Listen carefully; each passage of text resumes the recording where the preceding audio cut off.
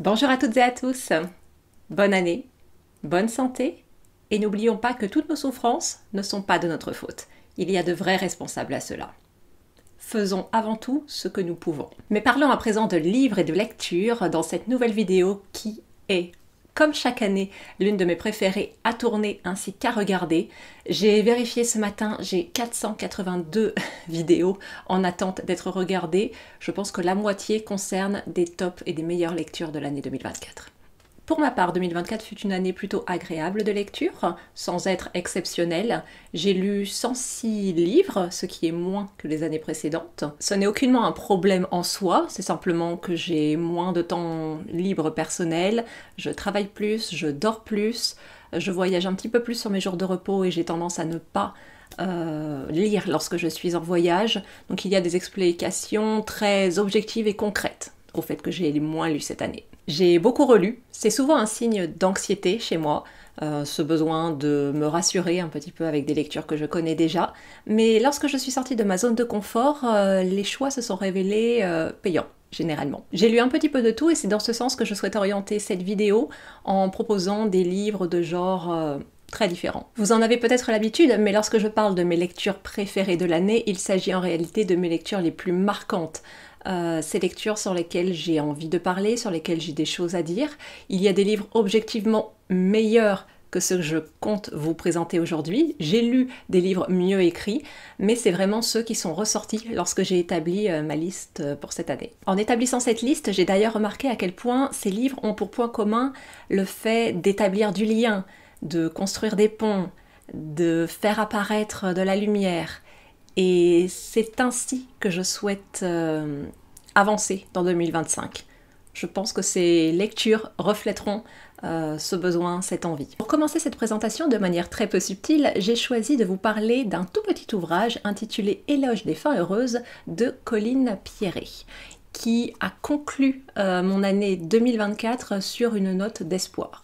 Et je pense que c'est ce dont nous avons le plus besoin. Parce que s'il n'y a plus d'espoir dans la réalité, quel est donc le rôle de la fiction, si ce n'est évoquer, proposer, inspirer autre chose qu'une fatalité insurmontable? C'est un livre dans lequel l'autrice milite pour les fins heureuses en tant que telles, c'est-à-dire qu'elle évoque le snobisme littéraire, notamment en passant par le classisme, la haine des femmes et de leur création, mais aussi sur un plan politico-politique, où elle rappelle que l'optimisme, l'espoir, la lutte sont des notions de gauche qu'il est important de s'approprier ou de se réapproprier. Si la fiction ne peut proposer d'autre issue que la triste réalité, alors que reste-t-il? Pourquoi continuer si même quelque chose qui n'est pas réel, où tous les champs des possibles sont envisageables, ne propose pas des portes de sortie, ne permet pas de semer des graines. Je pense que vous avez saisi l'idée générale de ce livre, mais il y a tellement de sujets plus spécifiques auxquels il nous pousse à réfléchir de façon simple, sans emphase, presque évidente en fait. De la part d'une personne qui aime lire et qui propose professionnellement des livres à destination d'un jeune public. L'autrice écrit des livres spécifiquement pour les enfants. D'ailleurs, c'est quelque chose qui se retrouve un petit peu dans cet ouvrage. Il y a une didactique un petit peu propre à la littérature jeunesse. Colline Pierret nous met ici devant le fait accompli et prononce une évidence. La fiction a un rôle à jouer. Toutes les fictions, même celles qui sont moquées et détestées, les utopies qui ne se transforment pas en leur contraire, les romances qui terminent bien, parce que Dieu nous préserve d'une romance lesbienne où des personnages sont amoureux et ne meurent pas, ne subissent pas de violence, parce que la conclusion du livre doit tout de même être qu'il faut leur faire payer ça. Elle pose des pistes de réflexion sur les raisons de ces mises à l'écart, mais également sur leurs dangers.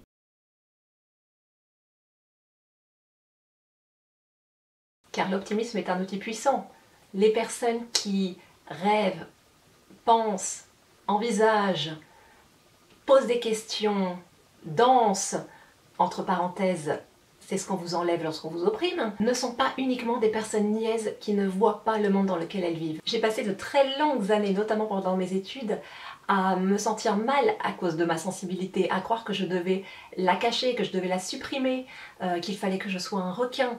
Et je n'ai jamais été aussi heureuse que depuis que j'embrasse cette part de moi. Que je n'en ai pas honte, même lorsque c'est utilisé pour me rabaisser, pour me dénigrer, ou plus spécifiquement et de façon intéressante, pour dénigrer mes idées. Et j'ai enfin compris pourquoi je n'aimais pas les romances classiques qui se terminaient par la souffrance de ces personnages. Comme je l'ai dit en commençant cette vidéo, ce n'est pas moi le problème. Tous les récits, tous les témoignages sont importants. Il est nécessaire d'évoquer son vécu, les violences subies, de témoigner de ce que l'on voit et ce que certains préféreraient cacher au reste du monde. Mais percevoir les gens autrement que comme des victimes, proposer des solutions, espérer, évoquer, réfléchir, ce n'est pas non plus à négliger et c'est tout aussi important. C'est à cultiver. L'année dernière, lorsque j'ai proposé mes vœux de nouvelle année, j'ai évoqué le fait qu'un cessez-le-feu en Israël et Palestine était absolument nécessaire. On en est où on en est, mais je savais que j'allais devoir revenir sur ce sujet, à nouveau cette histoire de pont, etc. Mais lequel? En lien avec le précédent ouvrage, j'avais envie de mettre l'accent sur autre chose que la souffrance, la violence, la mort palestinienne. Bien entendu, la Palestine souffre, elle a toujours souffert, mais elle n'est pas que cela. Je me refuse à croire qu'elle ne sera jamais que cela, et elle ne doit pas être réduite à ça. C'est pour ça que je vous remontre, pour la 4e fois je crois cette année, ce formidable ouvrage qui s'intitule « Ce que la Palestine apporte au monde ». C'est une collaboration entre les éditions Seuil et les éditions de l'Institut du monde arabe qui revient sur une exposition du même nom tout en apportant des documents complémentaires. C'est un ouvrage regroupant de nombreux travaux évoquant des sujets très variés comme l'histoire, la géographie, l'aspect culturel, la mode, le tout en finissant sur une promesse. C'est un puits sans fond de nouvelles questions sur la vie et la création palestinienne, qu'elles soient passées, présentes et futures. Et c'est vraiment quelque chose que j'ai apprécié dans cet ouvrage, le fait qu'il ne s'agisse pas uniquement de simples chroniques, mais que ces chroniques renvoient elles-mêmes à d'autres ouvrages, d'autres thèmes, d'autres travaux encore plus riches, le tout dans une logique de cercle vertueux, de vie aussi dans un sens. Je vous mets en description une vidéo dans laquelle je décris la manière dont est organisé, découper ce livre de façon un petit peu plus précise pour éviter de me répéter, parce que je pense que vous l'avez déjà vu plusieurs fois en 2024. Voici le livre qui a tué Jean-Marie Le Pen. Du moins, c'était le livre que j'étais en train de relire lorsque j'ai appris son décès. La chronique pourrait s'arrêter là, je crois. Mais pour le plaisir de discuter, je dirais qu'il s'agit d'une réécriture fantasque, drôle et lesbienne de la vie de Jeanne d'Arc. Quand je vous dis que ça l'a tuée. Tout au long de l'ouvrage, nous alternons entre deux points de vue. Tout d'abord celui de Yolande d'Aragon, qui est la belle-mère de Charles VII, Charles VII étant le roi associé à Jeanne d'Arc. Yolande d'Aragon décide de prendre en main le destin de la France, et plutôt que d'attendre qu'une héroïne leur soit envoyée, puisqu'il y avait déjà une prophétie qui mentionnait l'arrivée à venir de Jeanne d'Arc, sans savoir que c'était spécifiquement elle, elle décide d'éduquer une dizaine de jeunes filles, toutes des petites Jeannes, et de sélectionner la meilleure en organisant une compétition entre elles. C'est un personnage exquis, drôle, subtil, terrible, indépendant. Je pense que l'auteur a pris autant de plaisir à dresser son portrait que nous à le lire. L'autre narratrice est bien entendu Jeanne, qui est bien loin des clichés auxquels nous sommes habitués, et ça c'est rien de le dire. Elle n'apparaît pas tout de suite, donc je ne vais pas trop développer à son sujet. Je vous laisse vraiment découvrir. C'est un livre à la croisée des genres, entre historique. C'est pas plus faux que la majorité des autres ouvrages sur Jeanne d'Arc. Je vous le dis.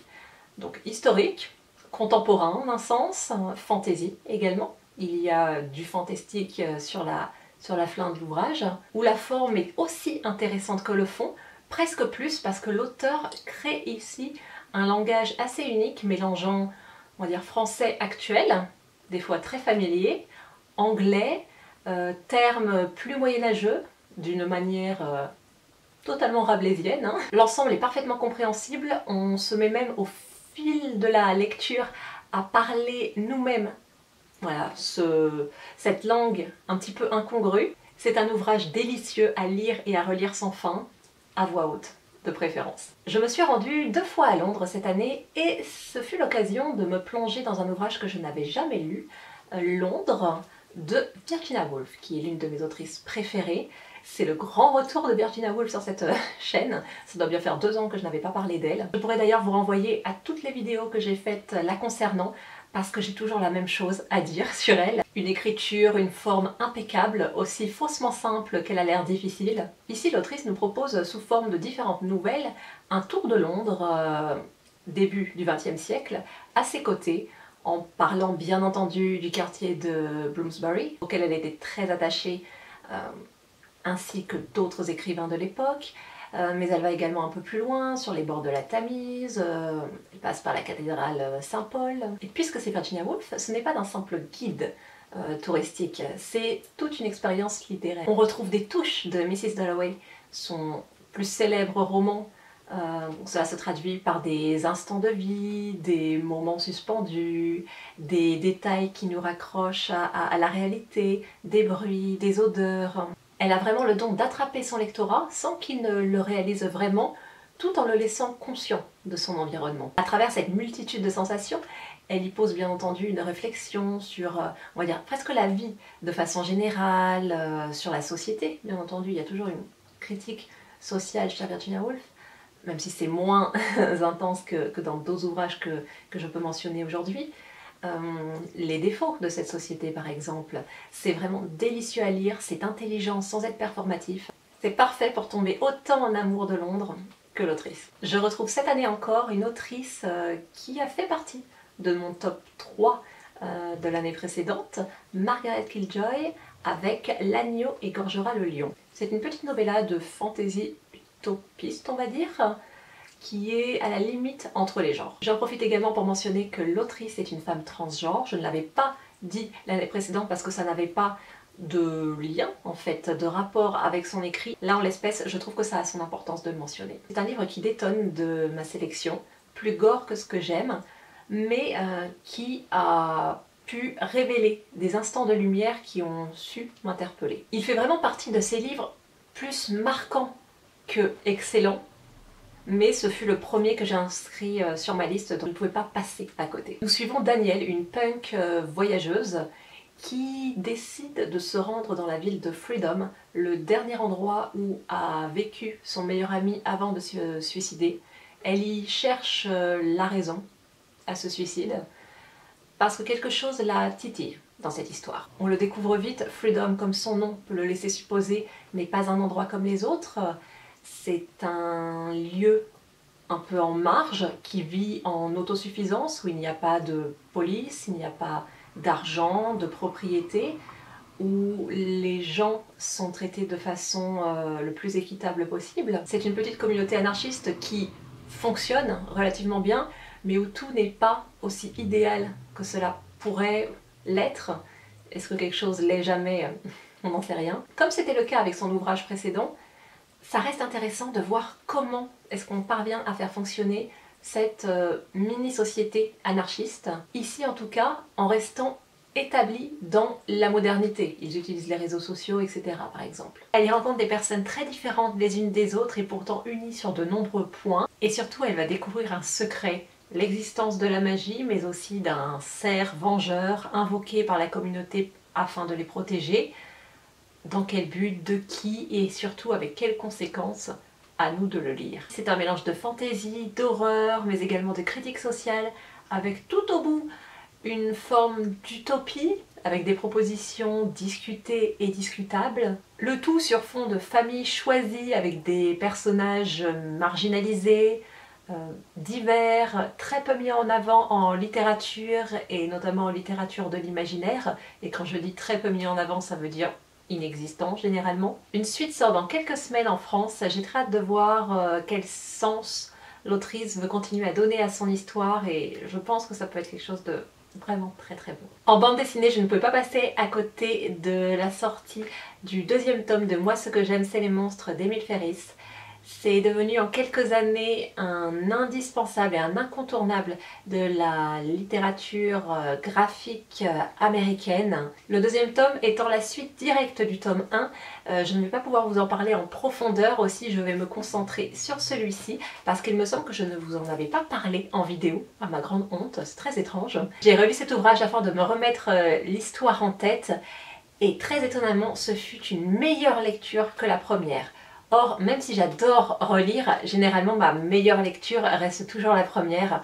Et là, j'ai été à nouveau submergée par les émotions, j'ai pu prendre le temps et vraiment j'ai adoré cette relecture. C'est pour ça que je le classe également dans ce top. Mais qu'est-ce que Moi ce que j'aime c'est les monstres? C'est une colossale proposition littéraire et graphique d'une artiste américaine dont c'est le seul travail publié et qui a étudié le dessin beaucoup plus tardivement, on va dire, que les autres créateurs et créatrices.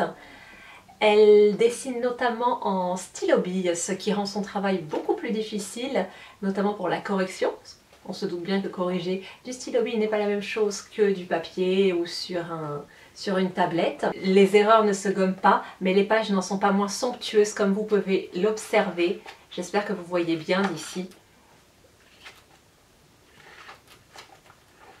Notez par exemple ces magnifiques représentations de magazines, on va dire d'horreur des années 60, un vrai monument de la culture populaire de l'époque. Et d'ailleurs je pense que la culture populaire est presque un personnage de cet ouvrage tellement elle est présente. C'est l'histoire de Karen, une enfant à Chicago dans les années 60 qui, par le biais de son journal intime, propose un récit visuel et graphique de son quotidien, de sa famille, mais également de son enquête pour trouver ce qui est arrivé à sa voisine, une juive allemande, trouvée morte chez elle. Elle y voit un mystère, peut-être a-t-elle raison, peut-être a-t-elle tort. Elle se dessine sous les traits d'un loup-garou, parce qu'elle est fascinée par les monstres, parce qu'on sait bien que c'est plus facile d'être un monstre que d'être une fille qui aime les filles, une fille qui a un papa mexicain et une maman native américaine. Une citation de Art Spiegelman, auteur de Mouse, une œuvre formidable ayant reçu le prix Pulitzer, se trouve au dos de cet ouvrage et ça fait sens. Il y a des liens entre les deux. La Shoah, la vie aux États-Unis après la Shoah, la vie aux États-Unis tout court, mais également la façon de se camoufler pour transmettre un message, de se dessiner en animal pour lui et en monstre pour elle. C'est un livre dense, long à lire lorsqu'on prend le temps d'étudier les dessins, d'encaisser les dialogues. On y suit le destin de deux personnes, de deux femmes, deux enfants aussi, Karen et également Anka, la voisine morte de Karen, sur deux époques différentes, à deux endroits différents également. Karen dans les années 60 aux États-Unis, Anka en Allemagne dans les années 30-40, avec tout ce que cela peut impliquer pour chacune. Les droits civiques dans les années 60, la guerre dans les années 40. On pourrait même d'ailleurs dire qu'il y a une troisième protagoniste qui n'est autre que l'autrice. Ça se voit qu'elle transmet énormément et qu'elle met énormément d'elle à travers ses personnages. De très nombreux thèmes sont abordés, il y a des trigger warnings pour absolument tout.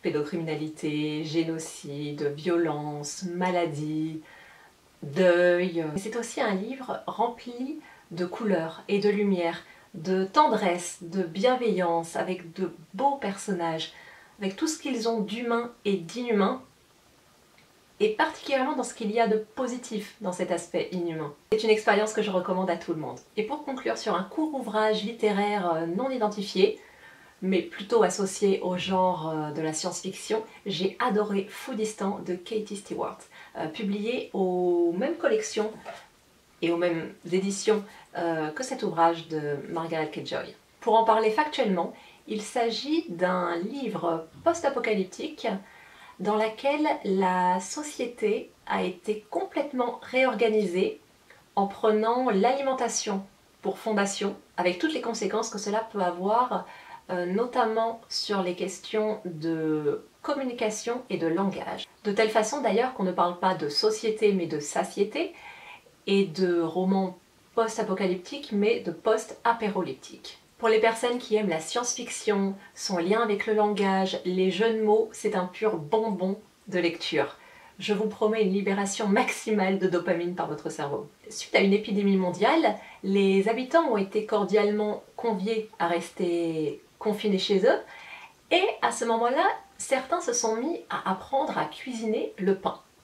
C'est quelque chose qui leur est resté en tête parce que plusieurs années plus tard, lors d'une crise climatique ayant mené à grosso modo la fin du monde, cela leur a permis de réorganiser toute cette société, comme je l'ai dit, autour de l'alimentation et de se structurer à travers des régimes alimentaires, les panivores, les pastavores, etc. Ça semble comique présenté de la sorte, et ça l'est, c'est très drôle, vous riez toutes les trois lignes.